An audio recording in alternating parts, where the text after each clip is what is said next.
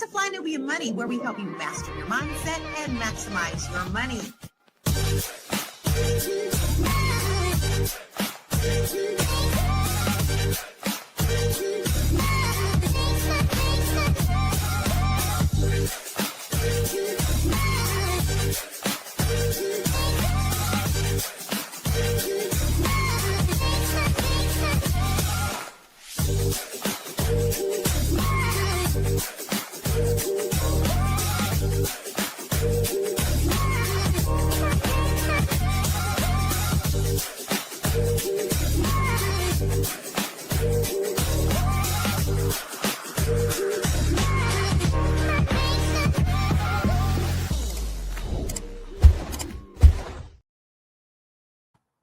Hey, what's happening, everybody? This is the Fly Nubian Money, where we help you to master your mindset and maximize your money.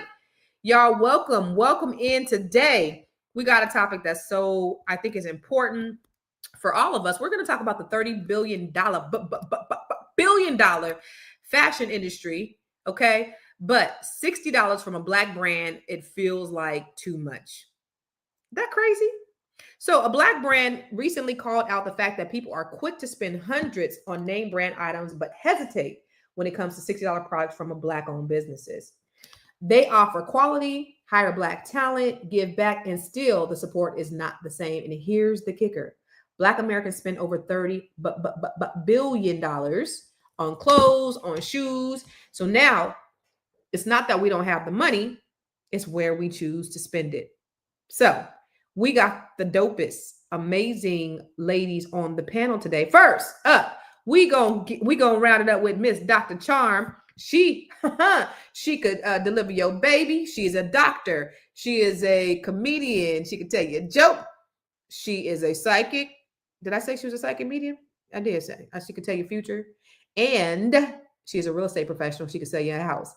So this is the lady who is the queen of all things. What's up, Dr. Charm? Hola, mi amor, ¿cómo estás? Bien, ¿y tú? Bien. Selling houses, okay, we selling houses. Selling houses in these streets in Atlanta, right? Yes. Okay. Then we have the SEW, Dr. Sabrina. She is an author, an educator, and an investor. Hey, Dr. Sabrina. Hello. Yes. Then we have the wealth architect, Miss K. Catrice. She is insurance. She's an insurance expert, and she is a paralegal, and she can architect your wealth. Ladies, Hello. Hi. So listen, let's first start the conversation and ask about labels. Are you guys into brands? We'll start with you, Sabrina. Are you into brands? No, ma'am. No, ma'am. Dr. Oh, go ahead. Just real quick. Let me just go.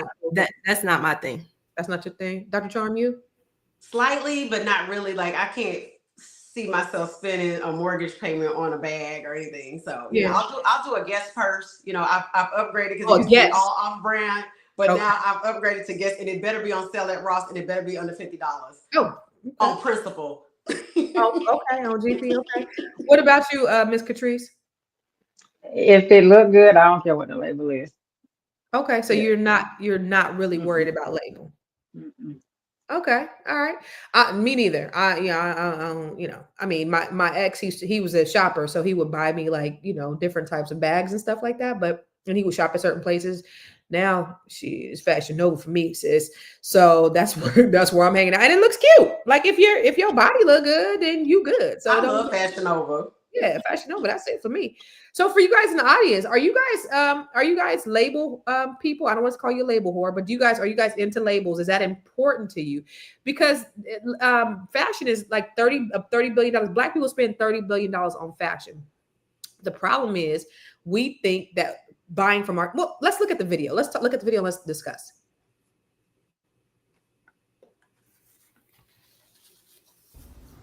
So I know a lot of people are going to be upset with what I have to say, but I've gotten this far by always authentically sharing where I stand on things, so I'm going to continue to do so.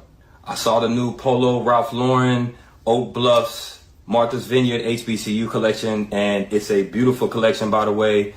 I believe there is a Morehouse alum that is the creative director over there now. So I want to say, man, you're doing an incredible job. Love what you're doing. But what I didn't see as I was scrolling through the press release post was a single comment from a black person about the price.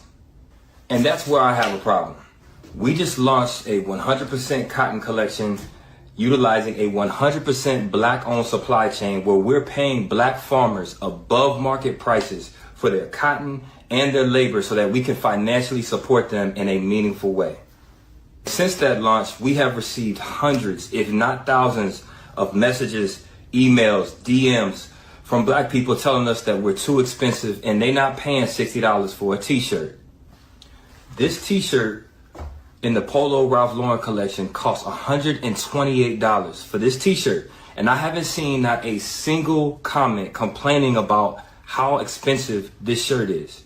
So I'm wrecking my brain trying to figure out how are we a 4-year-old black-owned brand with a track record of giving back to the black community, paying for black kids to learn how to code, donating to Black Mamas Matter to fight the abysmal black maternal mortality rate where black women are dying at 3 times the rate of anybody else in this country, paying for black men to get access to mental health services. We hire black talent, and yet we constantly receive nonstop criticism about our prices. Ralph Lauren pledged $2 million to 12 HBCU schools over a 5-year period. Now, when you do the math and you divide that $2 million by 12 schools, it comes out to around $166,000. You divide that over a 5-year span, it's around $33,000 a year to these schools. Ralph Lauren does $7 billion a year in annual revenue. Actively Black donated $500,000 off of $5 million in revenue. That's 10% of our revenue that we donated back to the black community. And yet every single day, somebody is telling me that we are too expensive. I'm not anti. So what is it about us that makes it so important? I mean, do black people have a problem in spending $60 on a t-shirt? What's your honest reaction when somebody is charging that, Dr. Charm? When somebody's charging $60 on a t-shirt? I'm not paying $60 for a t-shirt, and that's just me. The most I probably go is $35 to $40. Here's the thing. I understand his frustration as a business owner, but the way he's going about it, shaming the community, is not going to do it. We black people are the -- supporters of black-owned businesses. Over 60% of black Americans feel that we should support black businesses, and we do support them. That black-owned businesses are our preference, and black-owned businesses have been growing at a rate of 30% per year since 2012, the largest growth rate of any race. So we do support black businesses. The problem is that for him, everybody knows who Polo is. Ralph Lauren is a name brand. People know it. They're going to spend the money. He has years and years, decades and decades of brand recognition. This man is a new kid on the block. If I were he, I would invest my money into some of these Instagram influencers, celebrities, and really get his name out there in a positive way. I mean, look at Telfar. Telfar sent bags to Beyonce. Beyonce's rocking Telfar costumes during her show. Telfar is reasonably priced. Those bags are anywhere from $60 to $200, and black people support Telfar en masse. So he needs to take a different approach, because I didn't like the shaming. I'm not paying $60 for a shirt. I'm just not. Yeah. What about you, Catrice? You paying $60 for a shirt? Depends on the shirt. I'm not a label person, but I look at quality. And if it is a good quality, then yeah, I will pay it. But that's just me. Mm-hmm. What about you, Miss Dr. Sabrina? Probably not. But okay. So you say the method that he used to get his point out was probably not the best. But then I have to wonder, when do we have this conversation? Because it is a conversation that really needs to be had. I don't know. I didn't take it from looking at the video that he was so much shaming black people for not supporting him, as it is questioning why you don't question the price that Ralph Lauren charges for his products, even if you are going to support them, even if they are an established business. But yet with my business, there's a question. Whether you choose to support me or not, why question the prices if you're the person that are willing to spend $60 or more for a shirt?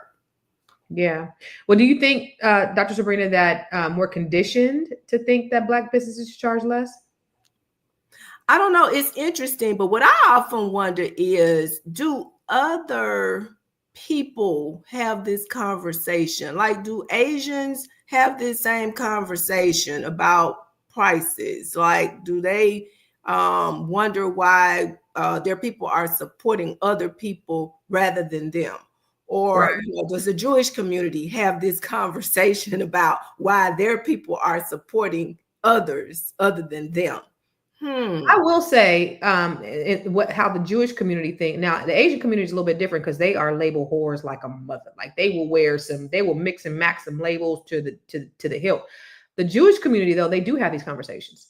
They do have conversations about spending with their own first. They're very intentional about how they spend their money and whom they spend their money with. They teach that we don't go outside our community unless we go inside of our community first, which I believe that we should be doing as Black people. We need to take a page out of their book and do the same thing.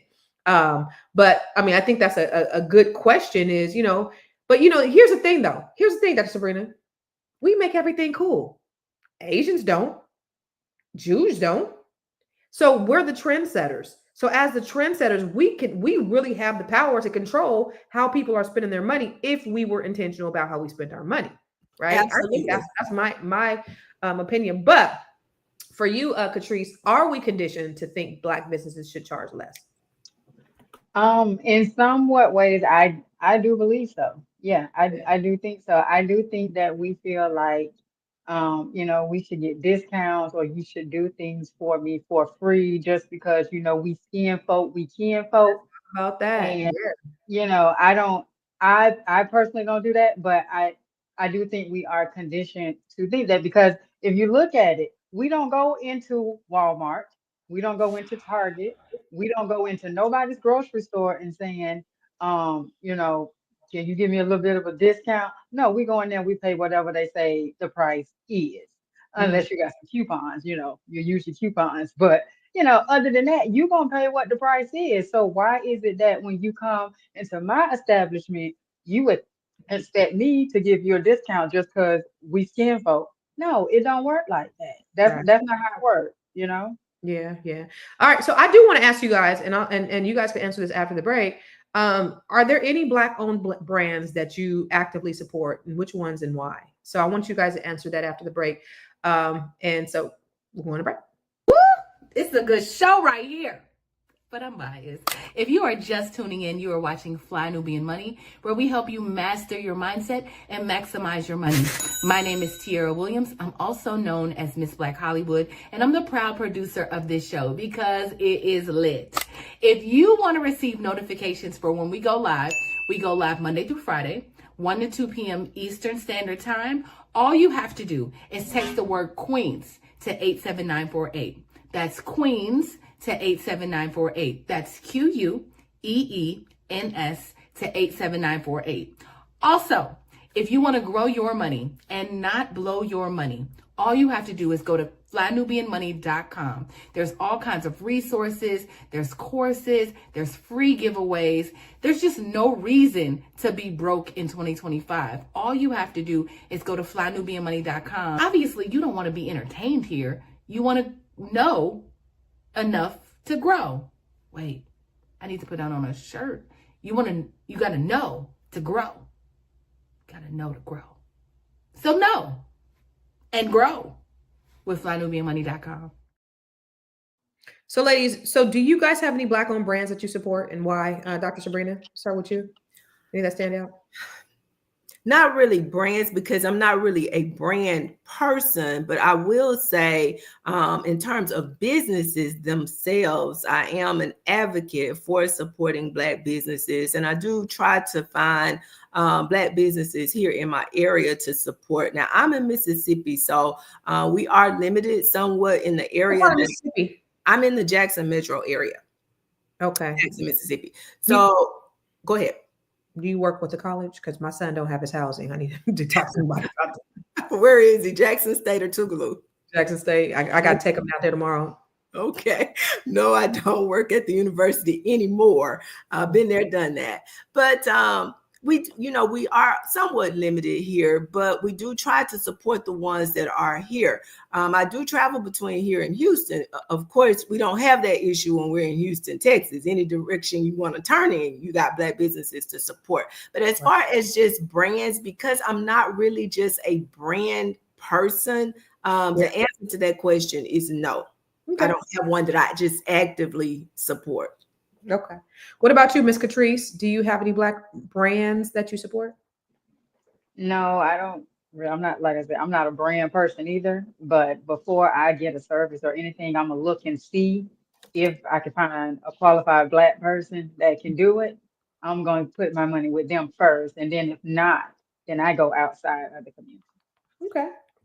What about you, Miss Dr. Charm?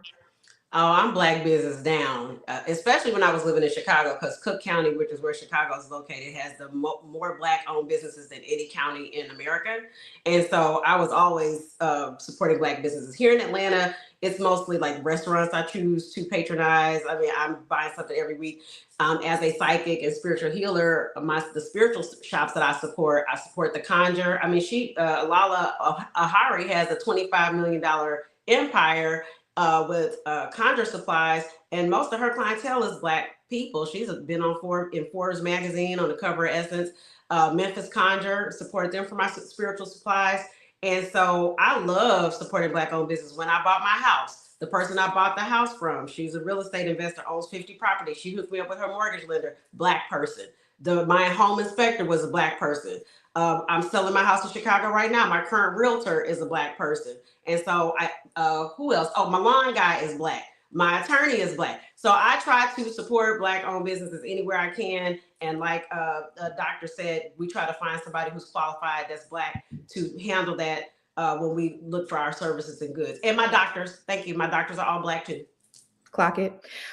Judy, I like this comment from Judy because this is so true. It's been our recent history that we must pay 4 times more for merchandise when supporting our own. Caucasians pay a much lower price while supporting their own. This is horrible while we are the last for employment and make the least pay.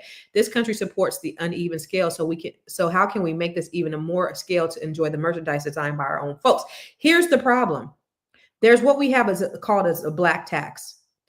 So what happens is the Black businesses, they have to pay more for the merchandise. So if you have, say you have a Black store that sells hair, they're not getting the same prices as their Asian counterparts. They got to pay more for it. And so then it comes out, they have to charge you more for it. So when we're looking at, comparatively speaking, we're not getting the products and the services because we're just getting in, and automatically due to whatever, and more than likely it's racism, we're not getting the same deals. And so we have to pass it on to our consumers, our buyers, which are likely Black. And then they, now they're looking at the Black businesses saying, y'all charge more than everybody else. Why y'all trying to pocket the money? And the reality is we're getting charged. The business owners are getting charged more for the products and the services that they have to then sell. And it's a sad thing. But if we become a force, if Black businesses become a force, maybe we have to eat down a little bit on, our margins so that we can offer a better deal, so that we could get more business, so that we can buy from those distributors, so that we can cut down on the prices. So it may have to, we might have to take a hit as Black businesses if we can in some way, so that we can, we can get the people in. That's a strategy that I think some Black people need to employ, instead of just, trying to get those margins to be what they are. Because for us, sometimes we can't benchmark ourselves, or we can't compare ourselves to other businesses because it's just not our reality. That's the unfortunate thing. Let's go to our next video though. I freaking literally just saw the ad for that. Apparently there's like this Black owned pancake batter or something that's here on the TikTok or the TikTok shop or whatever. Like, as soon as I saw that they were marketing themselves as Black owned, I immediately scrolled. Anytime I see anything that is marketed as Black owned, I will not buy your service. I will not buy your product. I will not even pay you any attention. Because to me, what you're doing by marketing your business as Black owned instead of marketing the actual business and service itself, is saying that your product is mediocre, whatever it is. It's telling me that the product is not worth purchasing or not worth buying. And I'll tell you one thing from me being an entrepreneur myself, what I've learned is if you lead with, oh, my prices are cheap, oh, my prices are really low, oh, my prices are XYZ, a lot of the times that means that what you're offering is not worth buying. You know, and that's just my 2 cents. I just won't do it. And also another thing, while I'm on the topic, I am rooting for everybody Black. However, I'm going to root for the elite Black people first. If you don't deserve for me to root for you, I'm not gonna root for you. I'm not rooting for you just because you're Black. Okay, you have to have something of value. You have to have something to offer. Nobody ever rooted for me just because I was Black. Everything that I've ever gotten, any success that I have ever gotten, has been because of my skill and my talent. It has never been because the Black community was rooting for me because I was Black. And I follow that logic still today. If you don't get this self-hating ass, coon ass, Mickey Mouse looking ass, fuck boy up off the screen. He got a red shirt on. He got a red shirt on, but there's an invisible red hat. That part. This little coon. Ain't nobody listening. I hope he didn't go viral. I hope he didn't have a lot of views. And I hope they ate his ass up in the comments because that was some dumbass shit. But that's my opinion. Anybody agree with this? Well, again, I have to ask this question. Every time I hear a Black person say that, I'm not just supporting you just because you are Black.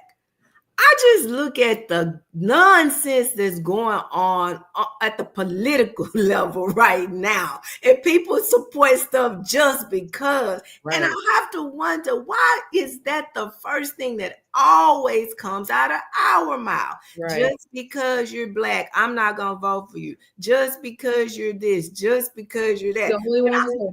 I'm here in Mississippi, and I know I'm surrounded by a whole lot of illiterate white folks, and they don't care that I'm probably more qualified than most folks that they know.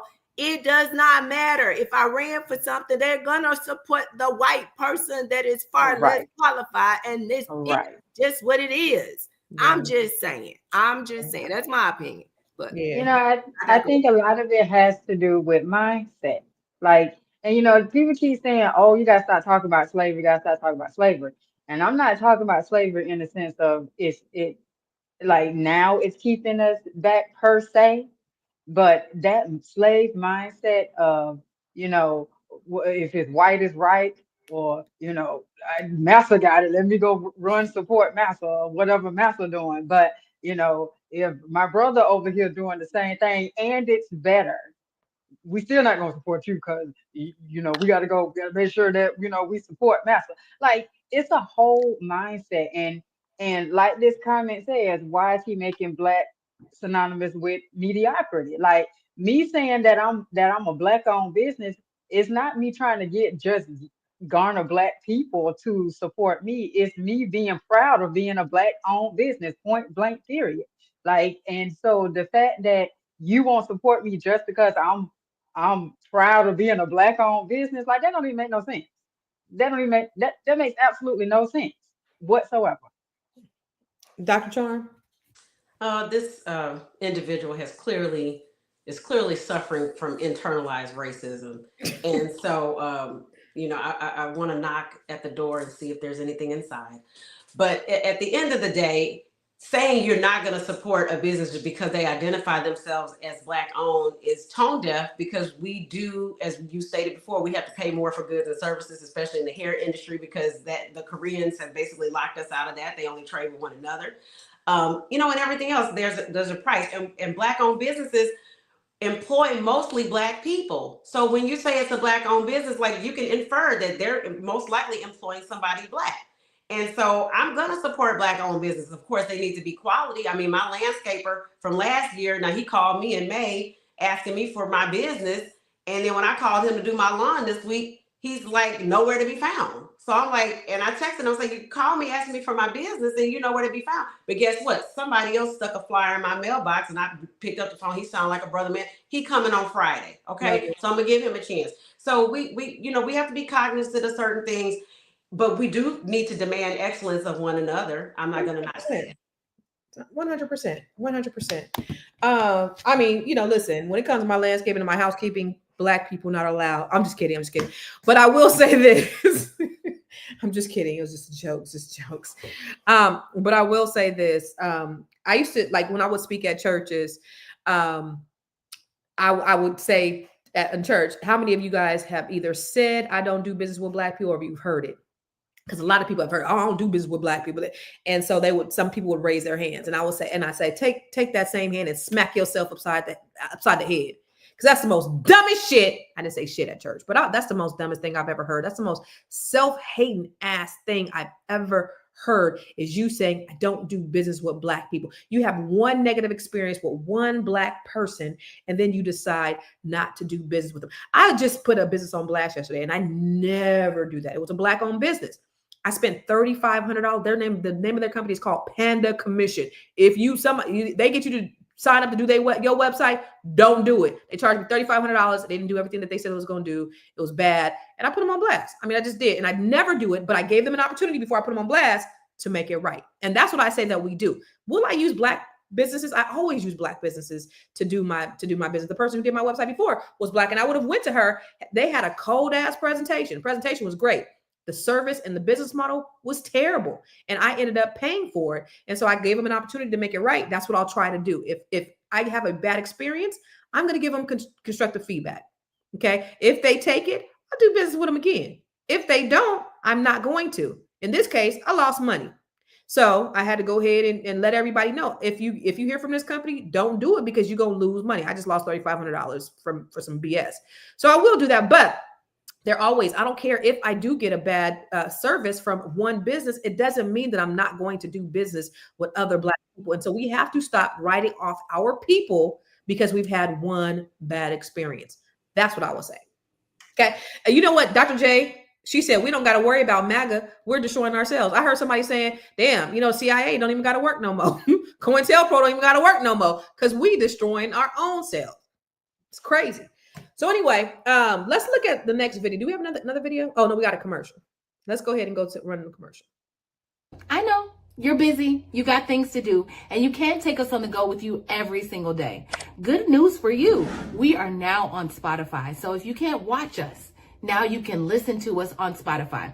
Search Fly Nubian Money, and all the episodes shall appear. All you have to do is like, subscribe, leave a 5-star rating, leave some comments, tell people how you love us, so that when other people come along and are looking for a great show to watch, they can find Fly Nubian Money too. One last thing, and just in case you've been sitting under a rock, Fly Nubian Money now has an investment club. We are the Fly Nubian Money Club. It's easy. All you have to do is go to flynubianmoneyclub.com, and I am committed to bringing in top experts from all industries to help you level up. They're teaching us the skills that we need to compete in this market. We often say that nobody is coming to save us, not the government, but guess what? We're coming to save us. I'm coming to save you with the Fly Nubian Money Club. So listen, all you have to do again is go to flynubianmoneyclub.com. We have a 30-day free trial set up just for you, just for those people that are struggling. Even if you ain't struggling, you ain't got to struggle. I'm coming. Okay, let me stop playing. My issue with supporting a business just because it's Black, hit the button. If your business is ass, I shouldn't have to go and support you and be treated poorly, or have to be subjected to wasting my money on a weak ass product. If your business is good, I'll support it regardless. Absolutely. We do that a lot to each other, where we're like, come on, support me, I'm a Black man, like Wallow said, but that's a hustle. Like, you just saying that shit to get my dollar, but you're not really treating me right. Now, I can't stand when I see somebody that has a business that's good, and then Black folks come and see that they're Black and then be like, yo, hook me up. Yeah. I hate that. I don't do that. Yeah, I don't think that's right. But I'm not gonna give you no money for no bullshit. And I don't think that's what anybody's asking us to do. I really don't. I don't think people are saying you should support a Black business just because they're a Black business, even though they do bad business. There's a difference between having a business and a business. And so I think we should support Black businesses. And I think Black businesses need to learn how to become Black businesses and not just businesses. But what do you think about that, Dr. Charm? What he said about, I ain't supporting no businesses because they Black, which I agree. Let me ask you this. This, I think, was good. The psychological impact of having a Black inferiority complex is damning. Speak to that comment right there. Well, I think, I just got into a TikTok debate because somebody posted a video of this African restaurant here in Atlanta, and they have a buffet, like but it's a $55 buffet. And I said, and quite a few people were saying, we're not paying $55 for all you can eat buffet for any restaurant. Like, and so then there were people in the comments like, well, you all hate yourselves, you hate Black businesses, you don't want to, you know, that's a good price. And I'm like, no, it's not. The Asian buffet over here in Atlanta, you go to the really, really nice one with the crab legs and stuff. I'm allergic, so I don't even eat that kind of stuff. But you can go, and it's like $35 probably tops. And there's several of them here. I can go to the Indian buffet, all you can eat, it'd be like $25. So why would I go? And I love African food, but why would I go and pay $55? And it wasn't even self-serve. They were serving it for you. So then they're limiting the portions. And just because I say I'm not going to support that business because their prices are too high for what I'm willing to pay comparatively, that doesn't mean I hate myself. And on the other hand, too, I'm not going to be like, oh, I'm not going over there to eat because it's Black, you know, because most Black people eat Black food. That's, you know, we raised on Black food, whether it's African, Caribbean, or Black American food. Right. That's true.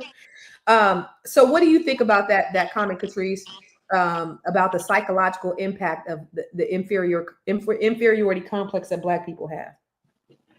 I think some people do have that complex, but not everybody. Because just because I decided that I don't want to pay, like Dr. Charm said, just because I don't want to pay $55 to go to your buffet, it don't mean that other people won't pay that. You know what I'm saying? So it's not always about I don't want to support Black businesses. You know, it could just be that I don't want to pay that price. Mm-hmm. Now I'm not going to try to shame you or tell you need to change your prices. No, you keep your prices where you keep your prices because that's your business. However, I also get to choose whether or not I want to pay that much or not. So it's like it goes both ways. It's not just a one-sided thing. Armando said it might be that the Africans are charged more for the food, so we are charged more as customers. I remember me and my family came down here DT to visit me, and they have different countries all over. Like you have your Senegalese, you have your Nigerians, you have your Ethiopians, you have just all. So we went to, I forget which one it was. We went to one of them restaurants, and we walked up in there, and first of all, there was dishes everywhere on all the things. And then we sat down and we looked at the menu and we were like, well, how much is the stuff? You know, was asking, he was like, let me see. Like he was just making up prices as he went along. I was like, okay, this is our cue to exit stage left. You just go make up a price on the spot. You know, it looked like a family had came and ate up everything, and it was just dishes all over it. And they was like, let's get this up. Y'all sit down. Okay, we don't even know what the price are. They was like, So, and some of those businesses, you know, I hate to say it, you know, there is division. They'll see that you're Black American and they'll charge you more for the food or differently. Partner, you got to have some prices on the menu before I'm gonna spend some money up in this camp. And that's exactly what I thought. Y'all see some Black folks, y'all think y'all just gonna charge us anything. Nah, we good. So, but for you, Miss Dr. Sabrina, I want to call you Miss, but Dr. Sabrina, do you think that we subconsciously associate luxury or quality with whiteness or mainstream brands? Because that's part of the psychological brainwashing that I think has been implanted in us that we do. But I don't know. What are your thoughts about why Black people have this idea about, you know, Black-owned brands? Yes, I think some of us do. I'm not going to say that that's, I'm not going to make a general statement, and say that all of us think that way. But clearly there are some people that think if it's white, it's better. If it's Black, you know, go back to the comment that the young man made in the video. If he sees anything that's marketed as Black owned, that tells him immediately that it is an inferior product. And I mean, where does that thinking come from? Somewhere, some way that was planted in our minds that we are substandard, subservient to others. And I still wonder why we think that way as opposed to other people, how they view. Because one of the things I noticed, you know, here in Mississippi, I'm in the dirty. We love to eat down here. I'll be out there next week. Yeah, we love it. Let's Let's connect while you're here. Yeah. We love to eat here. So, I'm accustomed to going to restaurants and different types of restaurants. But what I have never seen, now you ladies and, our audiences in other places, I've never seen anybody other than a person that looks like me and a Caucasian in a soul food restaurant. Really? I've never seen that. That's Not here. I've never seen that. So, that goes back to that conversation. If the others are supporting their own, when is that planted? Obviously, somebody plants that in their minds. You say the Jews have that conversation. We support our own before we go outside of the community. Then I think that's a conversation. That's something that we're going to have to work toward planting in our community as well. And it's not so much just about that price point.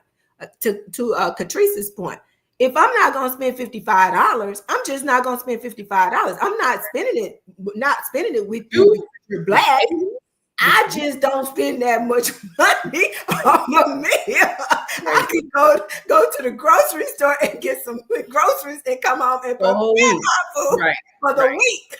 I'm just not doing it. It's nothing against you, just what I don't do. So as for me in my house, as for me in this house.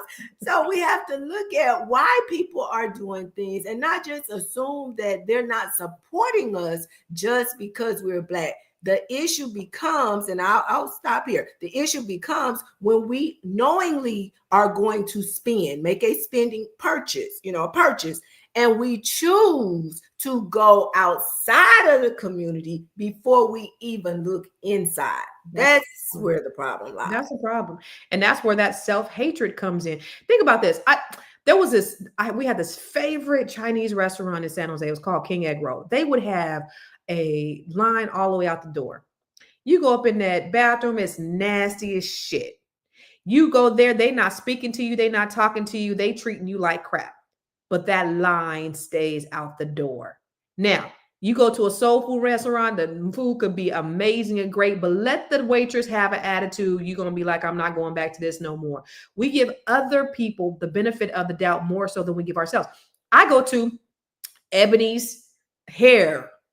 That's not owned by Ebony. It's owned by Ming Lee. I go up in that mug. First of all, they'll be in here. They'll be following. They won't speak to you. They'll follow you everywhere. Or this is what I experienced one time. I had a Black girl up in there as the face of Ebony. Black girl. So I'm walking around. It's just me there. All of a sudden, Black girl at the cash register gets a call. What is she doing? I'm hearing the conversation the Black girl's having with the owner. The owner's somewhere else watching me on the camera as I'm perusing the aisles. And they want to know what the hell I'm doing up in that store. So we give these people and we continue to patronize them.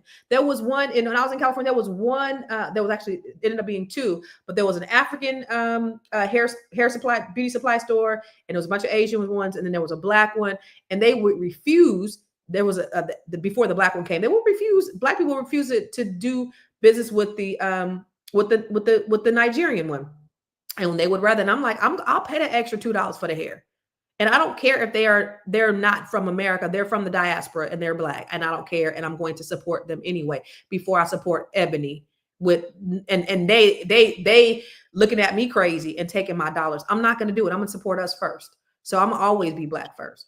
But you're right about that. What was that? L. He said a lot of times, and that's what happened during the civil rights. We think that the white man's ice is colder. And that's the reason why we stopped doing business with one another, is because we believe that the white man's ice was colder. We got over there, we started eating that food at them restaurants, and we was like, we fought and got killed for this shit. Some nasty ass shit. But we did. And that's been ingrained in our minds. But we got to take that thought back. We got to start having those conversations with our kids, with our families, with our friends on these platforms, letting people know we got to be Black first, period. Unapologetically. I don't give a damn if you think I'm racist. I'm not racist. I can't be racist. That's a system, right? But I do have preferences, and my preference is Black first. I don't give a damn if you like it or not. Let's go to the next video. I don't care who needs to hear this. I'm about to make a lot of people mad today, but I don't care. Y'all really be pissing me off. To the Black people, y'all have to stop doing this. And not all Black people do this, but it's some of y'all that do this, and it really irritates my soul. One thing about me, Don't tell me I need to support your business because it's black owned. I don't care. Just because it's black owned is not going to make me support your business even faster. If a new business opens up in your city, town, state, whatever, don't be hating because it's not black owned. Like telling people don't support the business because it's not black owned. Y'all need to stop with that, because you're going to mess up your blessing with your business. And the thing with me, one thing y'all not going to tell me who I can support, because I'm friends with everybody. White, black, Asian, Native American, Hispanic, Middle Eastern. I probably missed some other people. But one thing about me, I've always been that girl that I was friends with every nationality and every race. And y'all not going to tell me who I can support, okay? That's giving y'all very jealous, intimidated. And if that was the case, y'all should have opened up y'all business like the person that y'all hating on. But y'all definitely need to stop getting into that mindset of saying, don't support this business because it's not black owned. Because some of y'all black owned businesses don't be opening on time. Some of y'all black businesses be having too many attitudes. And some of y'all black businesses don't ever have nothing in stock. First of all, shut the fuck up. And you probably should have went to a black owned business to get them eyelashes done. Anyway, what do you think about that, Dr. Charm, what she had to say? I see where she's going. She's tone deaf too. Not as much as our the invisible red-hatted friend from the previous video, but she's tone deaf. But I get what she's saying about not supporting a business just because they're black if they're giving poor service. I gave my lawn guy example earlier. But trust and believe, these Middle Easterns, the Arabs and the Indians and the Asians, they are insular. They are supporting one another first. They're going to look and see whatever service and good they need, if someone in their community can do it first before they go outside of their community, because their dollar is circulating amongst their community and they're getting our dollar and their dollar too. So they're double dipping. So I'm not subscribing to that, but I do understand where she's coming from on getting, not going to a black business and getting stank service. For instance, I know we were talking about this before the show, like August 1st, there was this boycott of African businesses. And people like, well, why would, for black people boycotting African-owned businesses? And the people will be like, why would somebody boycott an African-owned business? They're black people too. But we are having this conversation in the community about black people being in the diaspora, but having disdain for black American people. And I'll give y'all a point example. I cook African food, I eat African food, I cook and eat Caribbean food, and I'm at the African and Caribbean restaurants down there every week. So there's one that I patronize because I was, in my last job, I was flying out all the time, like every other week. And when I would get in, I'd stop by there on the way home and get some food. And they're always, the little girls working in the front, I know they're kind of younger. The owner, she seemed pretty nice, but the girls always just kind of very nonchalant, very not friendly, and I'm in there all the time. No recognition of, hey, you're a regular customer. So I went up there one time to pick up some food, and I pull into the strip mall. This is in the hood. And I smell some juices and berries. And I look and I say, oh my God, they got a black-owned juice bar in here. I walk in, it's some brothers from the nation because they had final calls, and they were so nice and so friendly. And they were like, here, Queen, hey, sister, you want to try? And I'm like, let me try this juice. I stuck my head in there to see that it was a juice bar. I ended up buying some juice and getting on the program and everything. I walk in to pick up my food from the African place, and it was just attitude, just not friendly. Not like I hate you, but it's like, oh, you don't even really count. And I made a decision that day. I was like, you know what? I'm really not messing with these people, because look how these brothers treated me, and I had only been in there the one time. So this Friday happened to be August 1st for that boycott. I got a craving for some of the soup from that Ghanaian restaurant, and I picked up the phone. I was like, you know what? I'm just gonna give them another chance. I picked up the phone. I said, y'all got any, any soup? Are y'all still open? It was 7:20. Oh, you have to come in to place an order. And I was like, you know what? I'm not going anywhere. I went in my Frigidaire. I got my smoked fish out. I got my okra, and I got my tomatoes, and I made the soup myself, and it came out damn good. So we got to get good treatment from our own people, and people who we assume are our own people that don't look at us as their own people either. Here's what I heard.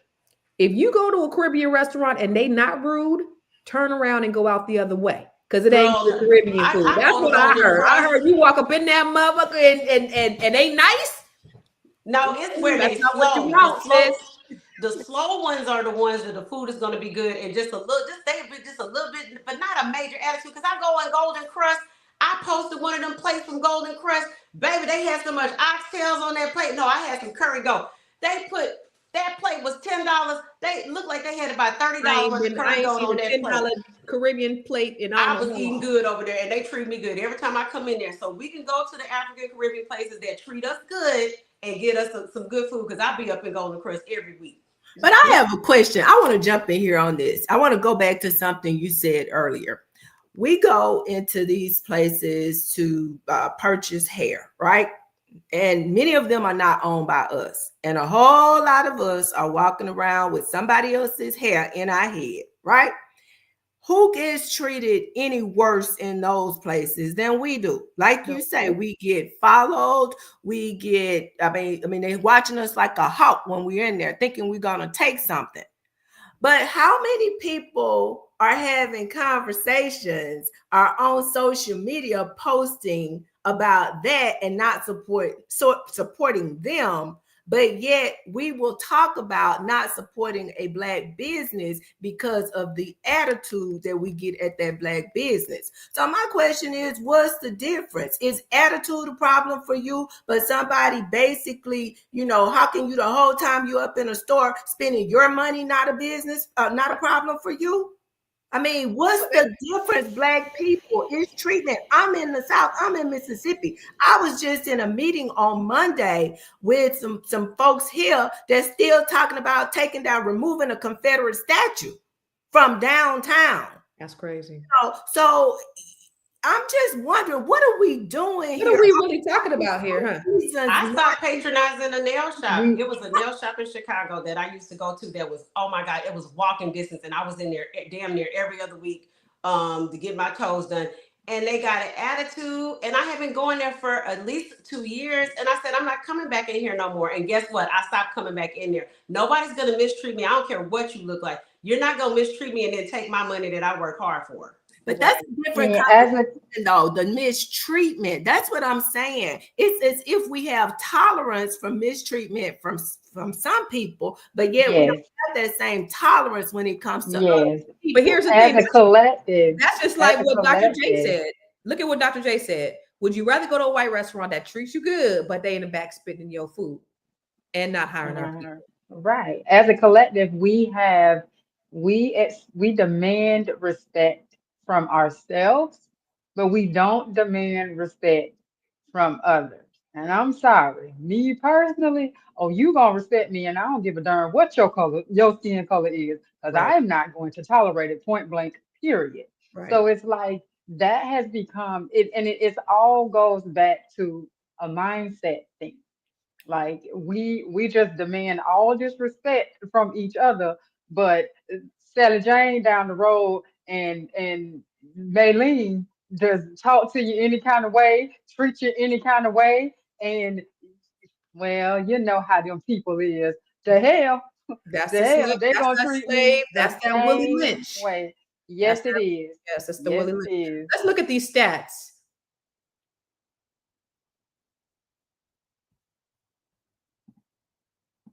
$30 billion per Black spending on clothing. We spend $30 billion per year. Only 2 cents of every dollar spent by Black consumer goes to Black-owned businesses. 60% of Black business owners say lack of community support is a major challenge. 26% of Black consumers say they actively seek Black-owned brands when shopping online. Black businesses face higher rates of financial denial and less access to capital, forcing many to price higher just to survive. It's the Black tax. Over 50% of Black investors say they don't fully trust the financial system. So here's the thing, you guys. Here's the thing that I really need us to understand. So if we look at the wealth gap and how it's widening, and we see, back during the time of in the early 1900s, the dollar would stay in our communities for over a year before it left. A year. And you know what broke that up, right? You know what happened to us working together. You know what happened? Integration. Yes. What killed Black Wall Street and all these communities was integration. Because when we no longer had to work together, we no longer had to do business with each other, we stopped doing business with one another. That's a problem. And so now you have all these other communities that are doing business with one another. Jews, 20 days, Asians, 30 days, white, 17 days, Hispanic, 11 days. They're spending money with each other. And when you look at Black people, We spend 6 hours in our community. But here's the problem. You know why we only spend 6 hours in our community? You know why? Because there's no Black owned businesses to spend with. Only 3% of businesses in Black communities belong to Black owned businesses. Only 3%. You will go to a Black community, you will see an Asian business, a Hispanic business, an Arab business, a Jewish business, a white business. But if you go to an Arab community or a Jewish community or a Hispanic community or a white community, you will not see a Black owned business. So we have to take our businesses back. We have to be so intentional about starting businesses and then doing business with one another. So we can't do business with each other if there's no businesses. So we talk about we ain't spending money with Black people. We have to have more businesses. We did have Black businesses and they systematically destroyed them so that we didn't have to do business with one another. And that's where the problem was. But that's why we have to be so intentional about fighting and putting our businesses out there and then supporting them, practicing collective economics, being B1 Black first so our businesses could thrive. That's what's important. Let's go to commercial and then we're going to do our final thoughts.